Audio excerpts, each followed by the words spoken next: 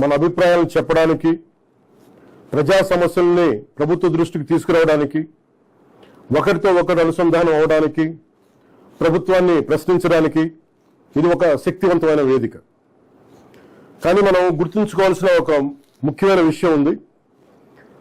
Freedom of speech అనేది పూర్తిగా అపరిమితమైన హక్కు కాదు. దానికి కొన్ని పరిమితులు ఉన్నాయి. ఒకరి హక్కులను మరొకరు ఉల్లంఘించే స్థాయికి వెళ్ళినప్పుడు, ఐ రిపీట్, ఒకరి హక్కులను మరొకరు ఉల్లంఘించే స్థాయికి వెళ్ళినప్పుడు చట్టపరమైన పరిణామాలు తప్పవు.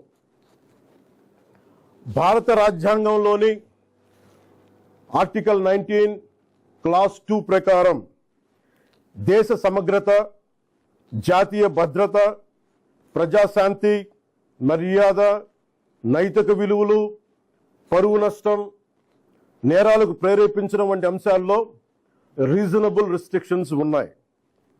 సింపుల్గా చెప్పాలి అంటే ఫ్రీడమ్ ఆఫ్ స్పీచ్ అంటే ఫ్రీడమ్ టు అబ్యూస్ కాదు. Again I repeat, freedom of speech does not mean freedom to abuse. ప్రభుత్వాన్ని విమర్శించే హక్కు మీకుంది, మమ్మల్ని ప్రశ్నించే హక్కు మీకుంది, మా నిర్ణయాలతో విభేదించే హక్కు మీకుంది. అదే ప్రజాస్వామ్యం, దాన్ని మేము స్వాగతిస్తాం. కానీ ఒకరిని తిట్టడం, డెత్ థ్రెట్స్ ఇవ్వడం, ఆధారాలు లేకుండా ఆరోపణలు చేయడం, మహిళలను టార్గెట్ చేయడం, మత విశ్వాసాలను అవమానించడం, ఒక వ్యక్తి గౌరవాన్ని దెబ్బతీయడం, హింసకు ప్రేరేపించడం, ఇవన్నీ రాజ్యాంగం కల్పించిన స్వేచ్ఛలోకి రావు. ఇవి చట్టపరంగా నేరాలు. గత కొన్నేళ్లుగా సోషల్ మీడియా దుర్వినియోగం ఆందోళన కలిగించే స్థాయికి చేరుకుంది. చాలామంది ఫేక్ అకౌంట్స్ వెనక దాక్కొని అసభ్య పదజాలం ఉపయోగించడం, వ్యక్తిగత దూషణలు చేయడం, పరువు తీసే ప్రయత్నాలు చేయడం, ఆధారాలు లేని ఆరోపణలు చేయడం, fake propaganda, mark photos, death threats, organised harassment వంటి చర్యలకి పాల్పడుతూ ఉన్నారు. మహిళల్ని ముఖ్యంగా అత్యంత అసభ్యంగా టార్గెట్ చేస్తూ ఉన్నారు. చివరికి దేవుళ్ళని, దేవతల్ని కూడా వదలట్లేదు. దేవుళ్ళని, దేవతలపై కూడా ఉద్దేశపూర్వకంగా అవమానకర వ్యాఖ్యలు చేస్తున్నారు. ఇవన్నీ కూడా ఫ్రీడమ్ ఆఫ్ ఎక్స్ప్రెషన్ కింద రావు. ఇది హెల్దీ క్రిటిసిజం కాదు. ఇది ప్రజాస్వామ్యం కానే కాదు. ఈ సందర్భంగా ఒక విషయం చాలా స్పష్టంగా చెప్పాలనుకుంటున్నాం. Constructive criticism, fair comment, satire ఇవన్నీ ప్రజాస్వామ్యంలో భాగమే. విభిన్న అభిప్రాయాలను వ్యక్తం చేసే హక్కును మేము పూర్తిగా గౌరవిస్తాం. కానీ malicious fake campaigns, hate speech, criminal intimidation, cyber harassment, organised abuse, ఒకరి పరువును ఉద్దేశపూర్వకంగా దెబ్బతీయాలనే ప్రయత్నాలు, ఇవన్నీ ఫ్రీడమ్ ఆఫ్ స్పీచ్ పేరుతో సమర్థింపబడవు.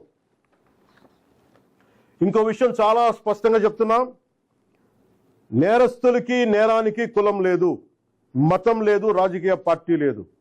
ఐ రీఐటరేట్, నేరానికి, నేరస్తులకి కులం లేదు, మతం లేదు, రాజకీయ పార్టీలు లేవు. తప్పు చేసిన తర్వాత కులం, మతం, ప్రాంతం లేదా రాజకీయ వెనకాలు దాక్కోవాలని ఎవరు ప్రయత్నించకండి. చట్టం ముందు ప్రతి పౌరుడు సమానమే. నేరం చేసిన ప్రతి ఒక్కరిపై చట్ట ప్రకారం చర్యలు తీసుకోబడతాయి.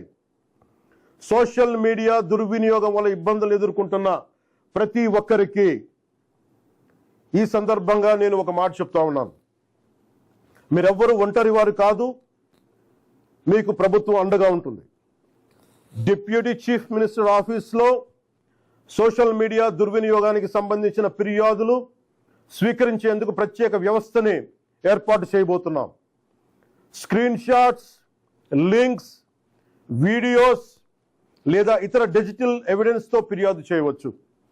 ప్రతి జెన్యూన్ కంప్లైంట్ను పరిశీలించి సంబంధిత అధికారులకు పంపించి చట్టపరమైన చర్యలు తీసుకునేలా చేస్తాం. అలాగే పదే పదే ఫేక్ అకౌంట్స్ ద్వారా దుర్వినియోగానికి పాల్పడుతున్న వారిని గుర్తించి వారి వివరాలని ప్రభుత్వానికి అందించాలని బాధ్యత గల పౌరులుగా కోరుకుంటున్నాను. ఇది కేవలం ప్రభుత్వ బాధ్యత మాత్రమే కాదు, మీ అందరి బాధ్యత, మనందరి బాధ్యత.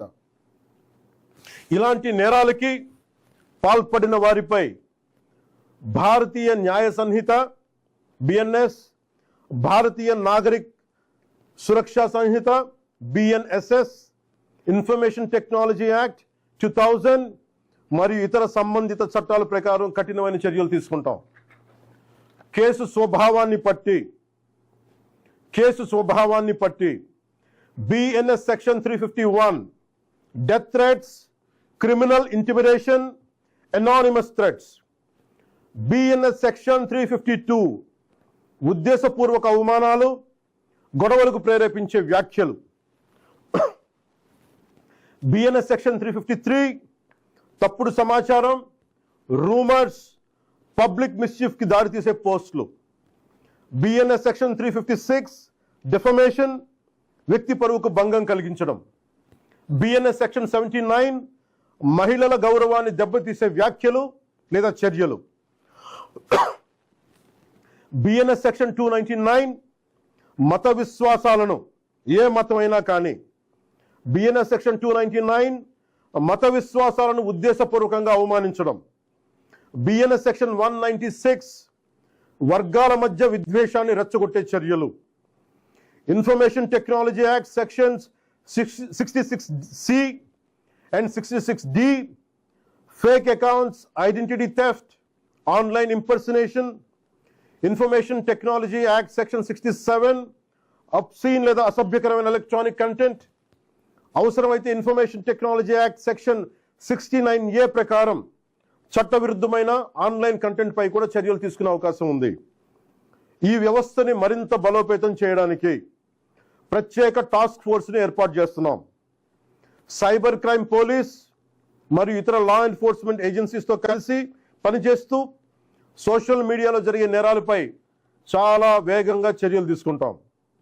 ప్రతి పౌరుడికి నేను విజ్ఞప్తి చేస్తున్నాను, ఫేక్ అకౌంట్స్, డెత్ థ్రెట్స్, మహిళలపై అసభ్యకర పోస్టులు, మతాలను అవమానించే పోస్టులు, ఆర్గనైజ్డ్ మిస్ఇన్ఫర్మేషన్ లేదా చట్టవిరుద్ధమైన కంటెంట్ కనిపిస్తే దయచేసి దాన్ని ఫార్వర్డ్ చేయకండి, ప్రమోట్ చేయకండి. దానికి సంబంధించిన screen shot, URL, date, time వంటి ఆధారాలను భద్రపరిచి అధికారులకు ఇవ్వండి. మీ సహకారం వల్ల ఎన్నో నేరాలను అరికట్టవచ్చు. అవసరమైతే సోషల్ మీడియా దుర్వినియోగాన్ని అరికట్టేందుకు కొత్త లెజిస్లేషన్ తీసుకురావడానికి ఈ ప్రభుత్వం సిద్ధంగా ఉంది. అదే సమయంలో రాజ్యాంగం కల్పించిన ఫ్రీడమ్ ఆఫ్ స్పీచ్ని పూర్తిగా పరిరక్షిస్తాం. చివరిగా ఒకటే చెప్తున్నాం, మన మాటల్లో బాధ్యత ఉండాలి, మాట్లాడే భాషలో గౌరవంగా ఉండాలి, స్వేచ్ఛకు జవాబుదారీతనం ఉండాలి.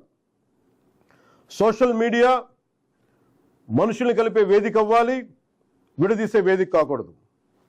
మమ్మల్ని ప్రశ్నించండి, విమర్శించండి, మీ అభిప్రాయాన్ని చెప్పండి, కానీ గౌరవంతో చెప్పండి, బాధ్యతతో చెప్పండి, చట్టాన్ని గౌరవిస్తూ చెప్పండి. అప్పుడే మన ప్రజాస్వామ్యం మరింత బలపడుతుంది. అలా కాకుండా మా ఇష్టానికి మాట్లాడతాం, మా ఇష్టానికి ఏదైనా అంటామంటే I promise you will face the legal consequences. Thank you. జై హింద్.